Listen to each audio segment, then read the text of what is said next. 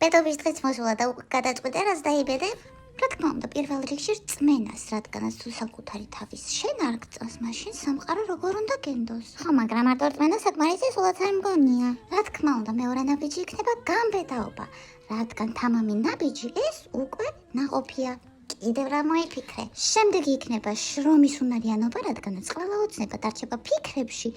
თუ მოქმედებაში არ მოიყვანე, ესე იგი სიზარმაცე ხელს უშლის ბედს.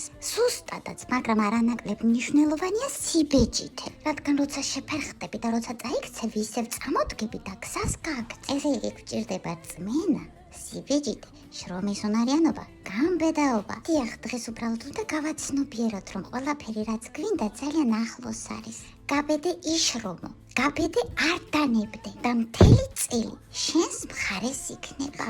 ყველაფერი ჩვენს ხელშია და სამყარო შენსკენ არის. თუ შრომა არ გეზარება.